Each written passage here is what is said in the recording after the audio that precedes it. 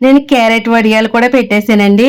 ఇంకా క్యారెట్‌లని అవి పైన చెక్కు తీసేసుకొని చిన్న చిన్న పీసెస్ కింద కట్ చేసేసి మిక్సీలో ఏసి బాగా పేస్ట్ చేసేసాననమాట. ఒక క్లాత్‌లో ఏసి మంచిగా వడకట్టేస్తున్నాను. ఇంకా ఆరెంజ్ జ్యూస్ చూస్తుంటే భలేగా అనిపిస్తుందండి క్యారెట్ జ్యూస్. ఇంకా ఆరెంజ్ ఫ్లేవర్ తోటి మనకి పల్పీ ఆరెంజ్ ఉంటది కదా!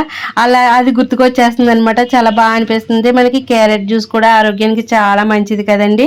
అందరూ పొద్దుటే తాగుతారు కూడా చాలా ఇది గాని నేనైతే వడియాలు పెట్టబోతున్నాను. చక్కగా క్యారెట్ వడియాలు.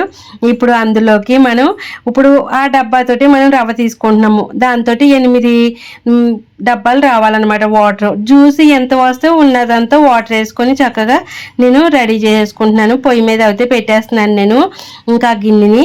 ఇప్పుడు అందులోకి మనకి పచ్చిమిర్చి, అల్లము, జీలకర్ర అవసరం కదా, చక్కగా చిన్న మిక్సీ జార్లో వేసుకొని మెత్తగా పేస్ట్ చేసుకోవాలి. పేస్ట్ చేసేసుకుంటే ఇప్పుడు అందులో మనం వేసేసామంటే చక్కగా మసాలా పిల్ల ఫ్లేవర్ అది బాగుంటుంది మనకి వడియాల్లో, అదిని మంచిగా అనిపిస్తుంది. ఇంకా తగినంత ఉప్పు వేసుకోండి. ఉప్పు ఎక్కువ వేసుకోవద్దు, ముందు నుంచి ఎక్కువ వేసుకుంటే తర్వాత తీయలేము కాబట్టి ముందు కొంచెం వేసుకొని తర్వాత చూసుకొని వేసుకోండి తగినంత.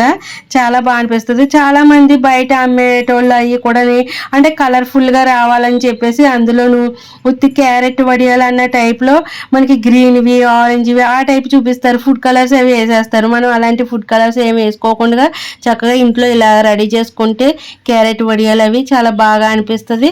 కొంచెం కలర్ఫుల్గా చాలా బాగా పిల్లలు కూడా మంచిగా తింటారనమాట. చూడండి అదిగో నాకు కొంచెం రవ్వ తక్కువ అయిందన్నమాట. డబ్బా నిండా రాలేదు, అందుకని కొంచెం తీసి పక్కకు పెట్టుకున్నాను. ఇప్పుడు వడియాలకి మనకి చక్కగా పిండి అయితే రెడీ అయిపోయింది. ఇంకా చిన్న చిన్న గరిటెతోటి అలా వడియాలు అయితే పెట్టేసాను నేను. చాలా బాగా వచ్చినాయి. సాయంత్రానికి మంచిగా ఎండిపోయినాయి. మర్నాడు నీళ్ళేసి వాటిని తీసేసి ఎండలో పెట్టేసి ఒక క్యాన్లో అయితే వేసుకున్నాను. ఎంత బాగా వచ్చినాయో చూడండి. మీకు ఎలా అనిపించింది ఈ వీడియో?